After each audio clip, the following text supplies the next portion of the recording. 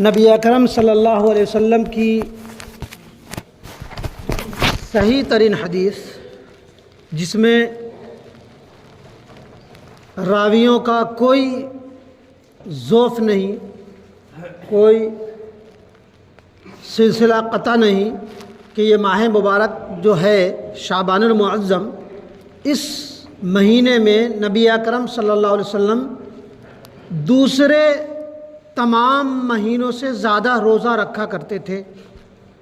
دوسرے تمام مہینوں سے، رمضان کے بعد دوسرے تمام مہینوں سے زیادہ کثرت سے روزہ رکھا کرتے تھے۔ کہا جاتا ہے کہ 15 شعبان تک پورا کا پورا روزہ رکھا کرتے تھے، 15 کے بعد کم کر دیتے تھے۔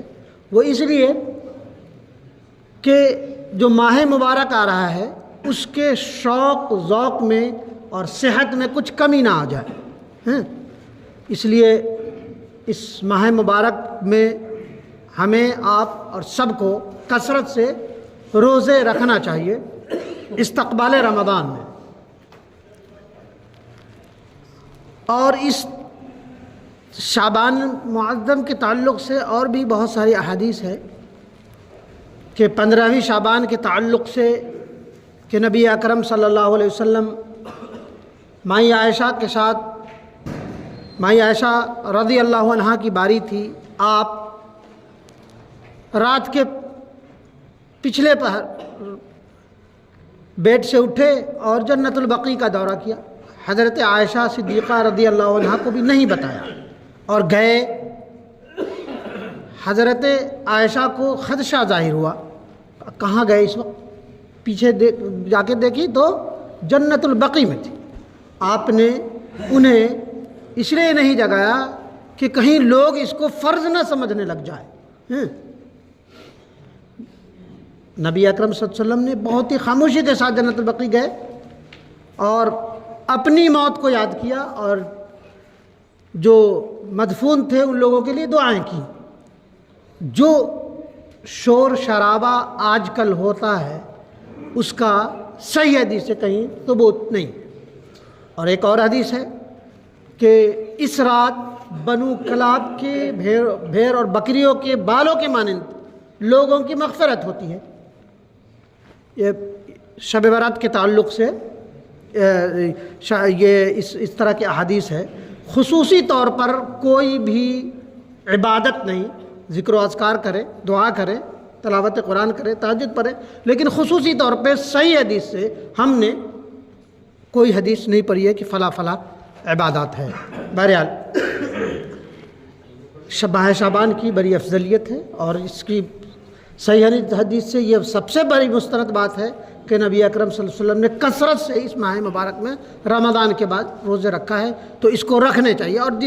اور دیگر جو چیزیں ہیں جو غیروں سے آ گیا ہے، رات کو ہم دیوالی کی طرح چکا چوندھ بنا دیتے ہیں، بائکرس نہ جانے کیا کیا کرتے ہیں، یہ سب خرافات ہے۔ حلوہ، یہ وہ ساری چیزیں خرافات ہے، بدعات ہے۔ ہر مسلمان اپنے ایمان کی خیر منانی چاہیے۔ بہرحال یہ رہی بات شعبان المعظم کے تعلق سے۔ آج جو میرا موضوع ہے رشوت ہے۔ رشوت چونکہ میرا ایک سیریز چل رہا ہے، سلسلہ چل رہا ہے کہ جو سماج میں جو برائیاں ہیں، جو گناہ کبیرہ ہے، اور یہ کہا گیا نا کہ بنو کلاب کے بھیڑ اور بکریوں کے بالوں کے مانند مغفرت ہوتی ہے، تو وہ صغیرہ گناہ کے لوگوں کی مغفرت ہوتی ہے۔ کبیرہ گناہ والوں کا بغیر توبے کے مغفرت نہیں ہوتی، یہ یاد رکھا جائے۔ ایسا نہیں کہ کبیرہ گناہ کرتے رہو، جیسا کہ بتایا گیا، تکبر، حسد، غیبت، جھوٹ، فریب، مکاری، غیبت، چغلی پچھلے ہفتہ کیا گیا تھا۔ تو یہ سب گناہ کبیرہ میں آتے ہیں۔ اس کا توبہ کرنا ہر مومن کے لیے جس کے دل میں ذرہ برابر ایمان ہے اسے توبہ کرنا چاہیے، اور استغفار کے بغیر آپ کی مغفرت نہیں ہو سکتی۔ اور یہ بتایا جا چکا کہ یہ سب جو ہے حقوق العباد میں شامل ہے، اور حقوق العباد کا درجہ حقوق اللہ سے بڑھ کر ہے۔ بہرحال اللہ تبارک و تعالیٰ نے رشوت کے تعلق سے قرآن مجید میں اور احادیث مبارکہ میں کثرت سے آیات کا نزول فرمایا ہے، اور نبی اکرم صلی اللہ علیہ وسلم نے اپنی حدیث میں کثرت سے اس کا تمام صحیح ستہ کی کتابوں میں رشوت کی مذمت کی گئی ہے، اور لینے والے دینے والے سب کو ملعون قرار دیا گیا ہے۔ حاضرین، رشوت کے کئی اقسام ہیں۔ رشوت کے لغوی معنی رشوہ جمع رشی، اور اسی سے ہے رشوت۔ کیا کہتے ہیں اس کو؟ کوئی بھی رقم کسی اور کو دینا، یعنی جیسے کنویں سے ڈول سے جو پانی نکالتے ہیں اس معنی میں آتا ہے۔ چونکہ رشوت ڈول اور رسی کی طرح ہوتی ہے، جو راشی اور مرتشی کے مابین ایک جوڑ کا کام دیتی ہے، جیسے رسی اور ڈول جوڑ کا کام دیتا ہے۔ اور اس میں اللہ کے رسول صلی اللہ علیہ وسلم نے فرمایا الراشی والمرتشی کلاہما فی النار۔ رشوت لینے والا، رشوت دینے والا، اس میں تگ و دو کرنے والا، سب برابر کے ذمہ دار ہیں اور سب لعنتی اور جہنم ہے۔ کلاہما فی النار، دونوں کے دونوں جہنمی ہیں۔ اس میں کسی طرح کا کوئی کلام نہیں ہے کہ ہماری بڑی محرومی ہے۔ ہمارے قوم کے لوگ بہت زیادہ جفاکشی نہیں کرتے، اور آپ کو یہ بات وہ کہ دلالی کے کام جسے لائزننگ کا وہ کر دیا گیا ہے، اور نہ جانے کن کن ناموں سے اس میں بڑے بڑے ٹاپ پہ ملیں گے آپ کو۔ بہرحال وہ کسی بھی شکل میں ہو، رشوت تو بہرحال رشوت ہے اور حرام ہے، قابل مذمت ہے۔ کتنے بھی معصوم چہرے، معصوم شکلیں، کتنے بھی ہی بڑا ایسوسیشن کا حامل ہو، بہرحال وہ قابل لعنت ہے، قابل مذمت ہے۔ اس کی سماج میں کسی بھی طرح کی اس کی پذیرائی نہیں ہونی چاہیے۔ وہ اس لیے کہ آپ دوسرے شعبہ جات میں آپ محنت کیجئے، جفاکشی کیجئے، آگے بڑھیے، پیسے کمائیے، اس میں ایک طرح سے آپ اپنے ٹچ میں رہنے والوں کو اسی راہ میں ڈھکیلنے کی کوشش کرتے ہیں، اور ہمارے نوجوان نسلیں بہت حد تک اس پروفیشن میں، جس میں لائزننگ اور ایک اور لفظ کچھ ہوتا ہے، اس طرح کے بروکر اور نہ جانے کون کے ناموں سے اس میں گھسے ہوئے، بہرحال وہ یہ ہے، لعنت ہے۔ بقول بعض رشوت وہ ہے جو حق کو باطل اور باطل کو حق، یعنی سچ کو جھوٹ اور جھوٹ کو سچ ثابت کرنے کے لیے دیا جائے۔ جبکہ ابن عابدین کا کہنا ہے کہ رشوت وہ چیز ہے جو آدمی کسی حاکم یا غیر حاکم کو اس مقصد کے تحت دیتا ہے کہ فیصلہ اس کے حق میں ہو یا اس کے من پسند منصب پر اسے فائد کیا جائے۔ ان دونوں میں سے ابن عابدین کی تعریف زیادہ جامع اور معلوم ہوتی ہے، کیونکہ یہ پہلی تعریف رشوت کے تمام اقسام کو اپنے اندر نہیں سمیٹ سکتی ہے۔ مثلا وہ رشوت جو ایسے کام کرانے کے لیے دی جائے جس میں کوئی باطل نہ ہو۔ رشوت کا دوسرے جرائم سے موازنہ، ہر اس چیز کے لیے رقم خرچ کرنا جو مخالف شریعت ہو ایک بدترین فعل ہے۔ ہر اس چیز کے لیے اپنی پاک کمائی اور رقم خرچ کرنا جو شریعت میں اس چیز کا وجود نہیں ہے، وہ بہرحال بدترین فعل ہے، کیونکہ یہ روپیہ ایسی راہ میں صرف کیا جا رہا ہے جس کی طرف رخ کرنے سے بھی اللہ اور اس کے رسول صلی اللہ علیہ وسلم نے منع فرمایا ہے۔ اور اس راہ پر چلنے والے کے لیے دراصل یہی وہ رشوت ہے جس کی وجہ سے اللہ کی وضع کردہ قانون کی پامالی ہوتی ہے، حق کی فضا زہر آلود ہو کر باطل کو فروغ ملتا ہے، اور اس کے مرتکب کا ایمان متزلزل ہو جاتا ہے۔ اس پر شیطان لعین اپنا تسلط جما لیتا ہے، اس کو ہمیشہ طغیان اور برے کاموں میں برانگیختہ کرتا ہے اور گناہوں کا ارتکاب کرواتا ہے، جس کی وجہ سے وہ دھیرے دھیرے دین الہی سے بیزار ہو جاتا ہے۔ جو لوگ اس پروفیشن میں لگے ہوئے ہیں ان کو دین اور شریعت کے کاموں بے محل معلوم ہوگا، اس کو بیزاری ہوگی، نماز روزے حج اور زکوٰۃ سے بیزاری ہوگی، اور اس کو دقیانوسیت کا کر کے وہ یہ کر دے گا۔ سب سے بڑا یہ ہے، ایک سے ایک دلال کو دیکھیے گا، وہ بس اگر نماز کے لیے تو چل میں آیا کر کے نکل لے گا۔ تو بہرحال اللہ تبارک و تعالیٰ کی طرف سے ایک بہت بڑا اس کے طرف لعنت ہے کہ وہ اس کا دین کی طرف، اس دین پر اس کا دل جمتا ہی نہیں ہے۔ اور وہ جھوٹی زندگی کی رعنائیوں اور رنگریلیوں میں غرق ہو کر کفر سے قریب ترین پہنچ جاتا ہے۔ رشوت کا حکم قرآن و حدیث سے بہت ساری ہے۔ بے شک رشوت حرام ہے، حج ہو یا قاضی، وزیر ہو یا گورنر، حاکم ہو یا ملازم، پولیس ہو یا ڈی ایم، سیکریٹری ہو یا رئیس الجامعہ، مولوی ہو یا عالم، مفتی ہو یا قاضی، کوئی بھی ہو یا شیخ الحدیث، غرض کہ اعلیٰ سے اعلیٰ اور ادنا سے ادنا تمام محکموں میں ڈپارٹمنٹس میں ہر صاحب منصب اپنے فرض منصبی کی ادائیگی بغیر کسی لالچ کے، بغیر کسی اضافی چارج کے کام کرنا اس کا فرض منصبی ہے، اس کا کرنا حق ہے۔ اگر وہ ذرہ برابر کسی طرح کا فائدہ اضافی لیتا ہے تو بہرحال وہ قابل مذمت ہے، قابل لعنت ہے، خواہ وہ جانی ہو یا مالی، واجب ہے۔ اور رشوت ستانی کی حرمت کے سلسلے میں علماء کرام محدث نظام کی دو رائے ہے۔ جس طرح اللہ نے رشوت قبول کرنے کو حرام قرار دیا ہے، اسی طرح رشوت دینے اور واسطہ بننے کو بھی حرام قرار دیا ہے۔ البتہ رشوت دینے کی بعض صورتیں بعد میں بتائی جائیں گی کہ حلال ہو سکتی ہیں، مباح ہے، افضل نہیں ہے، مباح ہے، وہ ہو سکتی ہے، اور لیکن تمام مسالک کا اس بات پر اجماع ہے کہ بہرحال یہ رشوت لینا اور دینا بہرحال حرام ہے۔ اللہ تبارک و تعالیٰ نے قرآن مجید سورہ بقرہ آیت نمبر 188 میں فرمایا وَلَا تَأْكُلُوا أَمْوَالَكُمْ بَيْنَكُمْ بِالْبَاطِلِ وَتُدْلُوا بِهَا إِلَى الْحُكَّامِ فَرِيقًا مِنْ أَمْوَالِ النَّاسِ بِالْإِثْمِ وَأَنْتُمْ تَعْلَمُونَ۔ اور آپس میں ایک دوسرے کا مال باطل طریقے سے نہ کھاؤ، اور نہ مال کو حاکموں کے پاس رشوت کے طور پر اس غرض سے پہنچاؤ کہ لوگ کے مال میں سے تھوڑا بہت جو کچھ ہاتھ لگے اس کو جان بوجھ کر جائز طور پر کھاؤ۔ اس آیت کریمہ میں باطل طریقہ سے لوگوں کے مال کھانے کی صورت میں ایک انتہائی بدترین صورت ہے، جس کے ذریعہ حکام اور کارپرداز اشخاص کو عدل و انصاف کی ڈگر سے منحرف کر دیا جاتا ہے اور صاحب حق کے خلاف راشی کے حسب منشا فیصلہ کیا جاتا ہے، یا کم از کم جس کا کام بعد میں ہونا ہوتا ہے وہ رشوت دے کر کے پہلے کرا لیتا ہے۔ یہ سب بہرحال حرام ہے۔ اس میں اللہ تبارک و تعالیٰ نے سورہ مائدہ آیت نمبر 62 میں فرمایا، سورہ 42 میں فرمایا سماعون للکذب واکالون للسحت، یہ لوگ کان لگا لگا کر باتیں سنتے ہیں اور حرام طریقے سے کمائی کو بہت زیادہ افضل ترین سمجھتے ہیں۔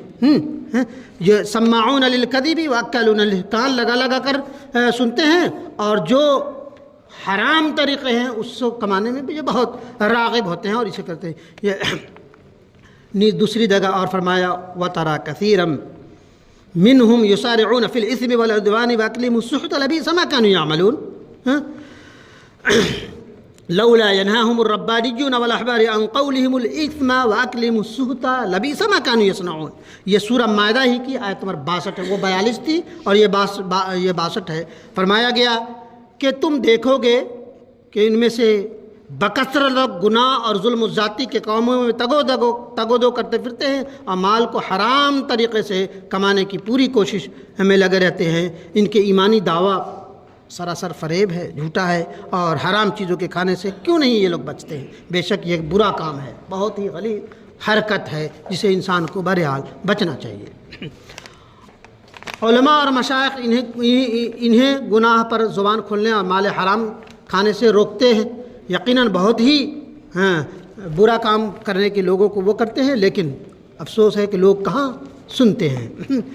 بیشتر احادیث مبارکہ میں رشوت خور حکام پر لعنت کی گئی ہے اور ان کی مذمت بیان کی گئی ہے، نیز اس کے بھیانک نتائج سے لوگوں کو متنبہ کیا ہے، جیسا کہ نبی اکرم صلی اللہ علیہ وسلم نے فرمایا کہ جو بھی گوشت پوست مال صحت مال رشوت سے بڑھا ہو اور پروان چڑھتا ہے تو اس کے لیے دوزخ کی آگ ہی زیادہ موضوع ہے، زیادہ بہتر ہے۔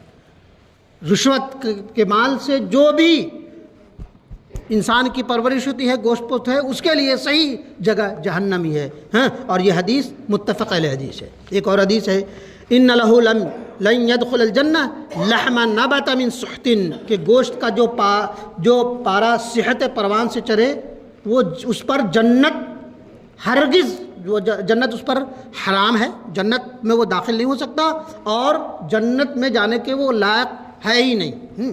حضرت ام سلمہ فرماتی ہیں نبی اکرم صلی اللہ علیہ وسلم نے فرمایا، حدیث کا وہ ہے کہ یعنی میں بہرحال ایک قاضی ہیں اور گورنر ہوتے ہیں قاضی القضات جس کو چیف جسٹس کہتے ہیں، نبی اکرم صلی اللہ علیہ وسلم کے زمانے میں وہ فیصلے دیا کرتے تھے. وہ بتا رہے ہیں، وہ فرما رہے ہیں کہ یعنی میں بہرحال ایک اللہ کا بندہ ہوں، ہو سکتا ہے کہ قدم تم ایک مقدمے پاس ہو جاؤ، تمہارے حق میں فیصلے ہو جائے، ایک کاذب فریق ملما سازی کر کے اپنی چرس زبانی سے جھوٹ کو سچ ثابت کر دے اور میں قاضی کا اور میں تمہارے حق میں فیصلہ کر دوں، تو یاد رکھنا وہ یہ اس کے ذمہ دار تم ہوگے اگر تم اس پر وہ کرتے ہو کہ فریق کے دوسرے کے بنسبت زیادہ شیریں کلام اور چرب زبان ہو کر اس کے دلائل سن کر اس کے حق میں فیصلہ کر دوں. مگر یہ سمجھ لو کہ اگر اس طرح اپنے کسی بھائی کے حق میں میں سے کوئی چیز تم نے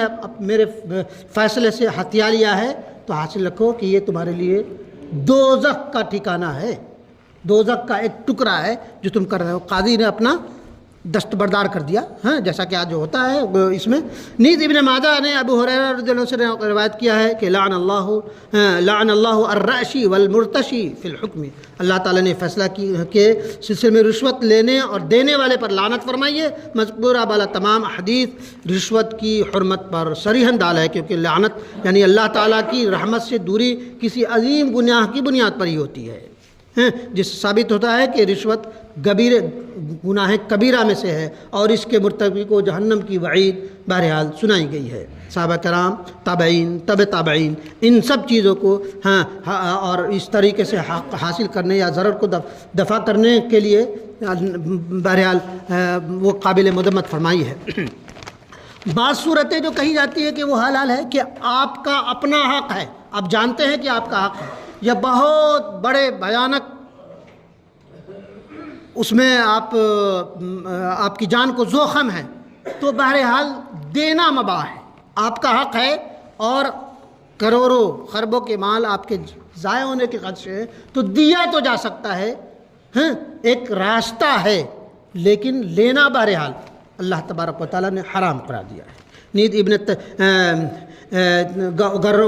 یہ کہا گیا ہے کہ کسی بھی شخص کو وہ قاضی ہو، مفتی ہو یا کوئی بھی کام ہو کہ گورنر ہو، کسی طرح کا اضافی تحفہ قبول کرنا بھی نبی اکرم صلی اللہ علیہ وسلم کے اس سے وہ نہیں. آپ صلی اللہ علیہ وسلم نے کسی گورنر بنا کر کے کسی کو بھیجا مصر کے اس میں، اور گئے تو دیکھا بالکل معمولی سے انسان تھے، ان کے کپڑے معمولی سے تھے، ان کی شکلیں بالکل معمولی سے تھے، آئے تو بالکل مہاراجہ نواب بن کے آئے. نبی اکرم صلی اللہ علیہ وسلم نے کوشچن فرما دیا، کہا کہ اللہ کے رسول صلی اللہ علیہ وسلم مجھے تحفہ تحائف تھا کہ یہ تمہارے اوپر حرام ہے. نبی اکرم صلی اللہ علیہ وسلم نے حرام قرار دیا گیا ہے کہ اس میں قبول کرنا، لینا اور اپنے تصرف کا وہ اس میں کیا کہتے ہیں سرکاری خزانے میں آپ جمع کریں. خلاصہ کلام ہے کہ اسلام میں رشوت کا لینا دینا قطعاً ناجائز ہے، البتہ حالت اضطراری میں جیسا کہ بتایا گیا وہ جائز ہے، وہ کیا جا سکتا ہے، لیکن بہرحال الراشی والمرتشی کلاہما فی النار، کہ رشوت لینے والا، رشوت دینے والا اور اس میں تگدو کرنے والا سب کے سب جہنمی ہے. اللہ تبارک و تعالیٰ ان بھیانک جرم سے ہم سب کو بچائے، ہم سب کو بچائے. اور جو ڈیولپ کنٹریز ہیں نا، وہاں پہ اگر کوئی سفارش کے طور پہ کال بھی کر دے تو اس کو جرم میں شامل کیا جاتا ہے. عربوں کا آپ چھوڑ دیجئے، وہ عربہ ہیں، بدو شہزادے ہیں، وہاں بھی چل رہا ہے، لیکن جرمنی وغیرہ میں بتاتے ہیں لوگ کہ آپ کو اگر ہاؤسنگ سوسائٹی میں اگر گھر بھی ملنا ہے، اگر کسی نے رشوت کے طور پر کسی افسر نے کسی کو کہہ بھی دیا تو قابل گرفت ہے اور قانونی طور پر یہ مانا جاتا ہے، اور اس کا کام ہونے والا بھی ہوگا تو رک جائے گا. بہرحال اللہ تبارک و تعالی ہمیں اور آپ سب کو ان بھیانک جرم سے کما حق کو بچائے. آمین یا رب العالمین.